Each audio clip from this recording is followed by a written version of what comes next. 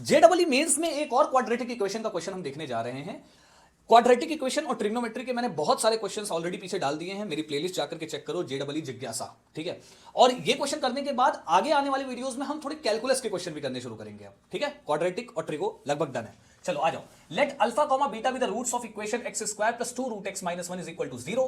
The quadratic equation whose roots are alpha की power 4। अच्छा, whose roots are मतलब एक कंप्लीटली रूट है। तो एक काम करते हैं ना, मान लो एक रूट ए है, कैपिटल ए है, और दूसरा रूट कैपिटल बी है, यानी एक क्वाड्रेटिक इक्वेशन बनाना है, क्यूएक्स बनाना है, ठीक है। क्वाड्रेटिक इक्वेशन बनाना है तो कैसे बनता है, x square minus sum of roots लिखेंगे, जीरोस नहीं लिखेंगे, ठीक है। Sum of roots SOR into x plus product of roots equal to 0। मेरे केस में x square minus sum of roots कितना हो जाएगा, a प्लस बी, यानी a और b की वैल्यू अपने को चाहिए होगी ना, और प्रोडक्ट ऑफ रूट्स कितना हो जाएगा, a into b equal to 0। तो फटाफट मैंने एक ढांचा तैयार किया, एक स्ट्रक्चर तैयार किया कि जिसमें हमको वैल्यू ला करके बाद में पुट कर देनी है। अब आ जाते हैं काम की बात पे। काम की बात यह कि अगर अल्फा और बीटा इसके जीरोस रूट्स हैं, सॉरी, तो सम ऑफ रूट्स क्या होने चाहिए, माइनस बी बाय ए यानी माइनस 2 रूट 2, और प्रोडक्ट ऑफ जीरोस क्या होने चाहिए भाई साहब, सी बाय ए यानी माइनस का 1। अब आते हैं जरा अल्फा की पावर 4 प्लस बीटा की पावर 4 निकालते हैं, क्योंकि एक्चुअली यही तो मेरा ए बनाता है, यही तो मेरा कैपिटल ए बनाता है।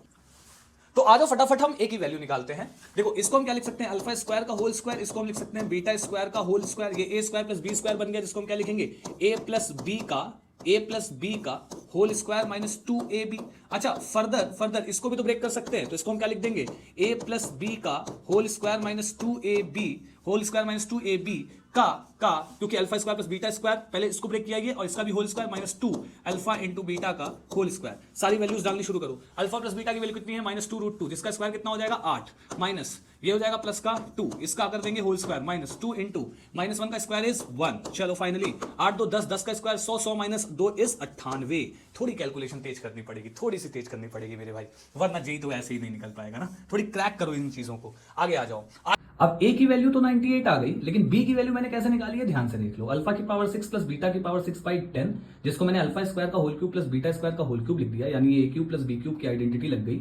a प्लस बी का होल क्यूब, देखो ध्यान से, a प्लस बी का whole cube minus 3ab into a plus B.